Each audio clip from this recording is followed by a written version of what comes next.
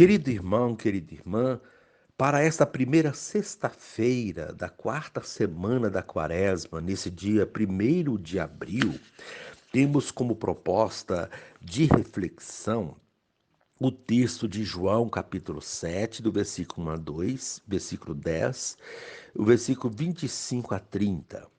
Naquele tempo, Jesus andava percorrendo a Galiléia. Evitava andar pela Judéia, porque os judeus procuravam matá-lo. Entretanto, aproximava-se a festa judaica das tendas. Quando seus irmãos já tinham subido, então também ele subiu para a festa, não publicamente, mas sim como que às escondidas. Alguns habitantes de Jerusalém disseram então: Não é este a quem procuram matar? Eis que fala em público e nada lhe dizem. Será que, na verdade, as autoridades reconheceram que ele é o Messias? Mas este não sabemos de onde é. O Cristo, quando vier, ninguém saberá de onde é. Em alta voz, Jesus ensinava no templo, dizendo: Vós me conheceis e sabeis de onde eu sou. Eu não vim por mim mesmo, mas o que me enviou é fidedigno. A esse não o conheceis, mas eu o conheço, porque venho da parte dele, e ele foi quem me enviou. Então queriam prendê-lo, mas ninguém pôs a mão nele, porque ainda não tinha chegado a sua hora. Palavra da salvação. Glória a vós, Senhor.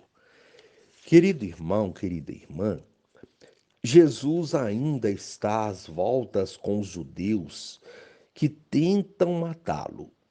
Ao mesmo tempo que é cauteloso, Jesus mostra-se provocativo. Mais uma vez, Jesus diz quem é e em nome de quem realiza sua missão. Ao falar da sua identidade, Jesus mostra-se sem reservas. Entretanto, os judeus não são capazes de reconhecê-lo, pois não conhecem aquele que o enviou, o Pai. Parte da atitude de Jesus é provocativa, pois ao revelar-se, ele instiga seus opositores a mostrarem-se, ou seja, a apresentarem suas credenciais. Estamos diante de um jogo de forças e interesses. Ao final, contudo, deve prevalecer a palavra que gera e promove a vida. Querido irmão, querida irmã, Jesus Cristo é o Senhor. É assim que resumimos nossa fé em Jesus, Filho de Deus, nosso Salvador. Reconhecemos sua vitória sobre o pecado, o mal e a morte, e seu senhorio sobre tudo e sobre todos. Ele é o Cristo, o Messias, o enviado do Pai. Ele é o Senhor. Essa fé brotou do coração dos discípulos, em adesão à revelação do próprio Deus. Muita gente no tempo de Jesus não o enxergou assim. No evangelho de hoje, fala-se do clima de perseguição e de descrença em torno dele. Mesmo assim, ele continua a falar publicamente e a ensinar, e explica que eles não o conhecem, apesar de saberem de sua procedência, porque não conhecem quem o enviou. Jesus fala de sua unidade com o Pai, de onde vem. Querido irmão, querida irmã, a proposta para esse dia, pedir ao Pai que nos revele seu Filho Jesus. E neste momento, reze assim comigo. Senhor Jesus, teus adversários apertam o cerco com o objetivo de te eliminar. Com prudência, mas também com ousadia, continuas a afirmar que conheces o Pai, porque vens de junto dele. Amém.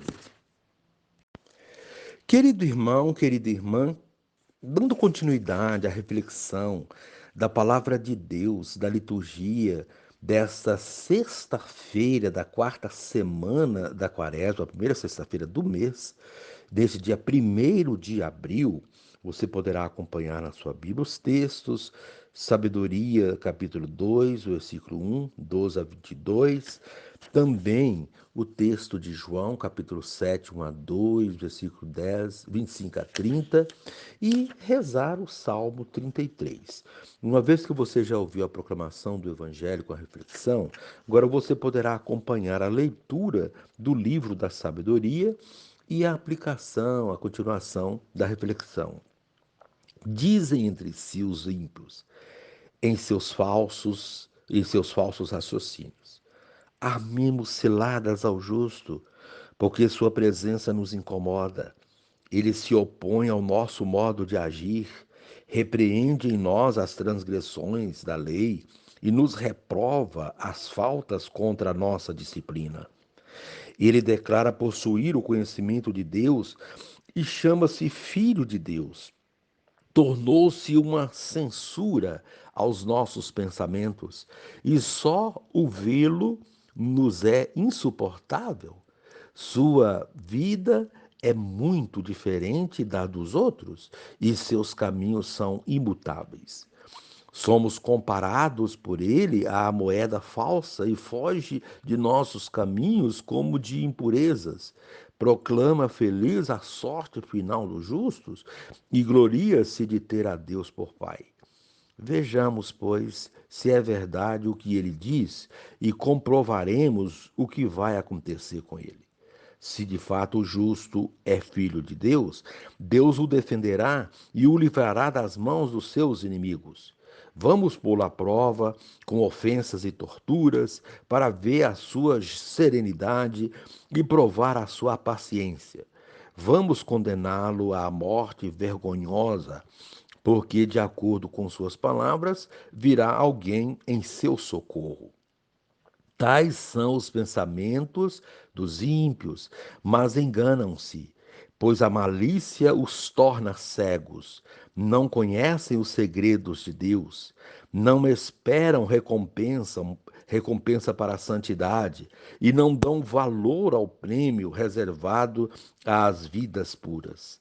Palavra do Senhor, graças a Deus. Querido irmão, querida irmã, nessa caminhada quaresmal, seguimos os passos de Jesus até o Calvário. Fomos convocados a esse segmento desde o nosso batismo, mas no início da quaresma, a liturgia reforçou este apelo por meio deste tempo de deserto que se completa seguindo Jesus mais de perto naquilo que ele tem de mais humano e divino.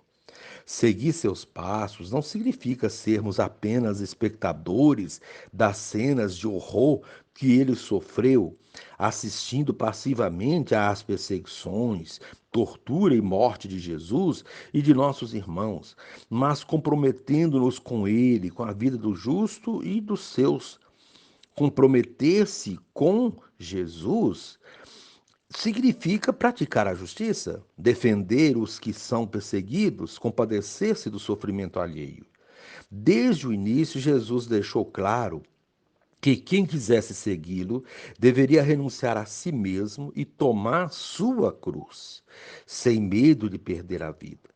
Foi exatamente isso que ele disse a Pedro, aos demais discípulos e a cada um de nós cristãos, quando mostrou que o Messias devia sofrer muito, ser perseguido e morto, mas que no terceiro dia ressuscitaria.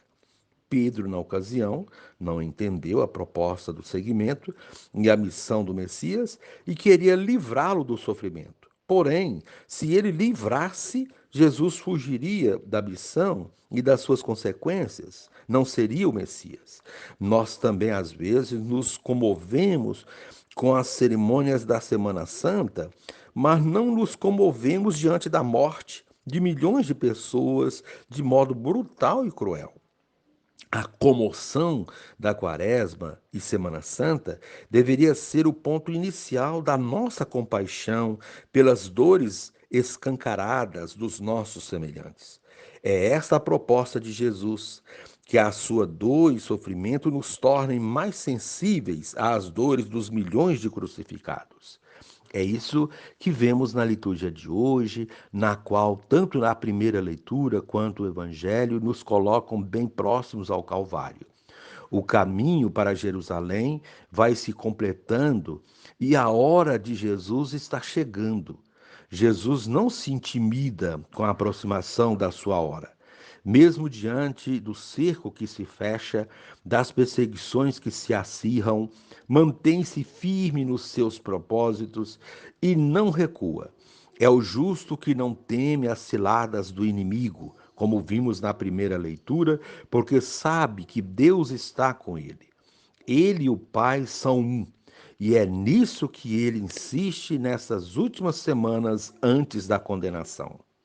Porém, portanto, a liturgia de hoje ensina que o cristão deve manter-se firme até o fim e ir com Jesus até as últimas consequências, sem negá-lo, sem medo e com a certeza da ressurreição.